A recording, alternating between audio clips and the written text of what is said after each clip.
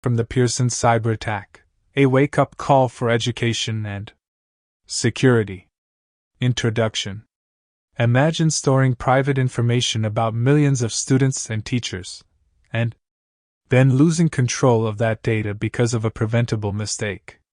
That's what happened to Pearson, a global education company, in a cyberattack that revealed serious flaws in how they protected sensitive data.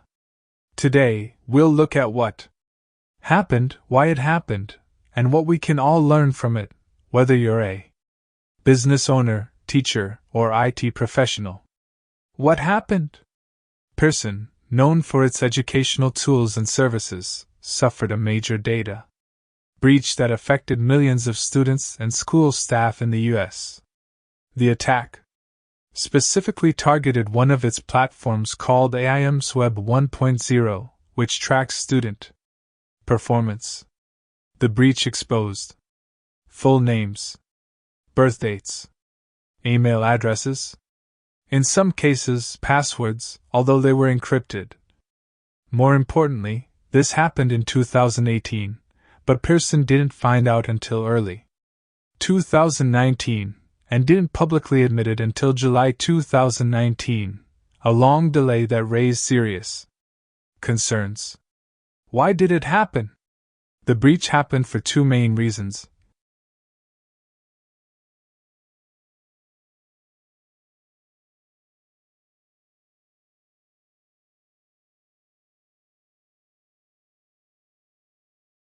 One, unpatched software. There was a known security flaw in Pearson's system. A patch, like a software update, was already available, but Pearson didn't install it. This is like knowing your front door lock is broken and not fixing it, even when someone warns you. 2.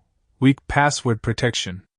While the passwords were encrypted, Pearson used outdated encryption methods that were easier for hackers to crack. Modern companies use strong hashing algorithms to protect passwords, but Pearson didn't follow that best practice. How did Pearson respond? Pearson didn't do very well in handling the situation. They waited months to notify the public about the breach.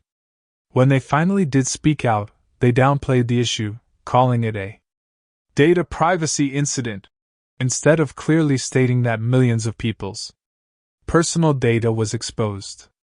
The U.S. government, specifically the SEC, fined Pearson $1 million for misleading investors and the public. This shows how poor communication during a cyber attack can cause just as much damage as the attack itself. Real-world example. Let's say your school district uses a student tracking platform.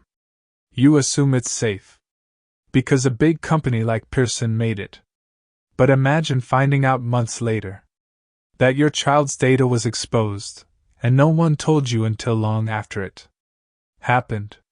You'd be upset, not just because of the hack, but because of how it was handled. That's what millions of parents and teachers felt.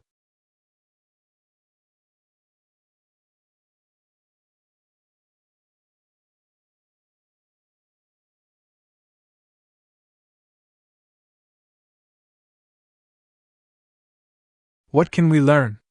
Here are the key takeaways from Pearson's mistake. 1. Always update software. Security patches exist for a reason. Not installing them is like ignoring a fire alarm. 2. Use strong encryption. Even if data gets stolen, strong encryption can make it useless to hackers. 3. Communicate honestly and quickly. If a company gets hacked, they need to tell people clearly and immediately. Delaying or hiding the truth can make things worse.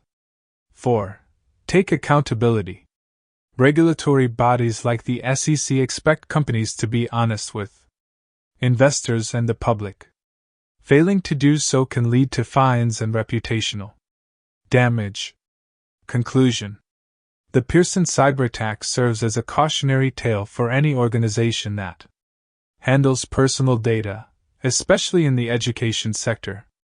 It shows that Cybersecurity isn't just a technical issue, it's a matter of trust, communication, and responsibility. Whether you're in IT, education, or business, the lesson is clear. Protect your systems, update your software, and be transparent when things go wrong.